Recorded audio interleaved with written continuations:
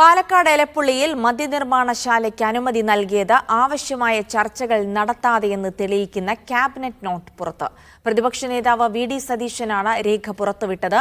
മറ്റൊരു വകുപ്പുമായും ആലോചിച്ചിട്ടില്ലെന്ന് മന്ത്രിസഭായോഗത്തിൽ മുഖ്യമന്ത്രി വെച്ച കുറിപ്പിൽ വിശദീകരിക്കുന്നു. 2:45 എക്സൈസ് മന്ത്രി എം.പി. രാജേഷ് മാധ്യമങ്ങളെ കാണും. പാലക്കാട് ഉപതെരഞ്ഞെടുപ്പ് പ്രചാരണം നടക്കവേ കഴിഞ്ഞ വർഷം നവംബർ 8-നാണ് 32/G3/2024 എന്ന ഫയൽ മന്ത്രിസഭായോഗത്തിൽ അവതരിപ്പിക്കാനുള്ള അനുമതി മുഖ്യമന്ത്രി നൽകുന്നത്.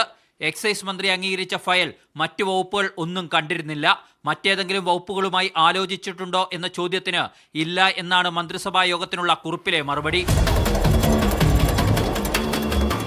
എക്സൈസ് കമ്മീഷണറുടെ റിപ്പോർട്ട് മാത്രം അടിസ്ഥാനമാക്കിയാണ് ജലചൂഷണമുണ്ടാവില്ലെന്ന് സർക്കാർ വിധി എഴുതിയതെന്ന് കുറിപ്പ് വ്യക്തം.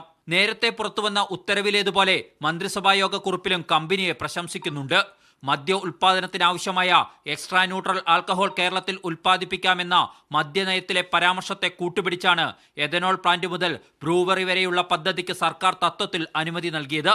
അസംസ്കൃത വസ്തുവായി അരി ഉപയോഗിക്കുമ്പോൾ ബ്രോക്കൺ റൈസ് മാത്രമേ ഉപയോഗിക്കാവൂ എന്ന ഭേദഗതി മാത്രമാണ് കുറിപ്പിൽ മന്ത്രിസഭ വരുത്തിയത്.